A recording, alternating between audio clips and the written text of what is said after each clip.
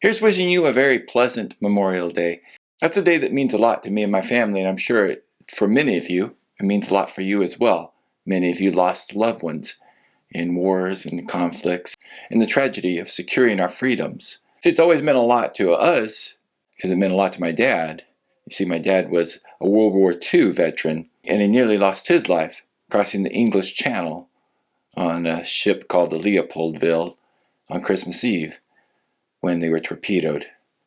And I often remember the stories that he would tell when he did talk about it. Something that always stuck with me was how that as the ship was going down and the men were in the water, many were cursing and some were crying out for their mamas.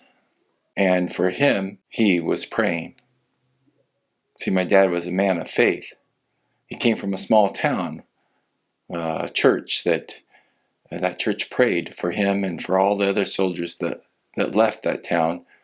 And miraculously, every single one of those soldiers that they prayed for that came from that small community, they all came home. It is the power of prayer. So it always meant a lot to us and our family, the remembrance of those soldiers and what they went through. My dad spent many hours all through the night in that water. Yeah, he even wrote a book about it, called it A Glimpse into Hell. Self-published, but many people read it and got a lot out of it, enjoyed it a lot. I miss my dad, a man of God and a man who loved his country. Even in the Bible it's mentioned about remembrance, as in when the Lord's Supper, and he said, "Do ye in remembrance of me. Take ye and eat of this bread, drink of this cup, until such time as the Lord comes again."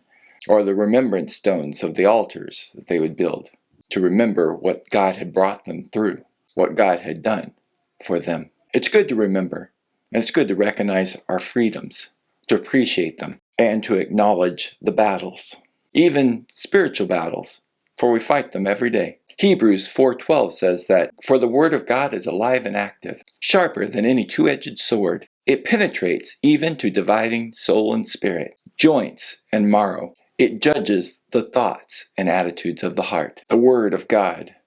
You know, when my dad was in the water, he had a small New Testament with him, in that water with him.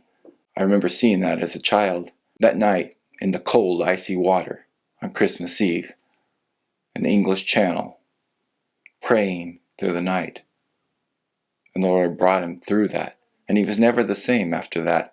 He was a man of faith, raised us all, his family, to take a relationship with God very seriously. And he was always very proud of that military service, being a part of the VFW and honoring his country. He certainly would have been the first one to agree that it's good to remember those who fought and those who died. In John 15:13 it says that, "Greater love hath no man than this, that a man lay down his life for his friends," or in this case, for his country.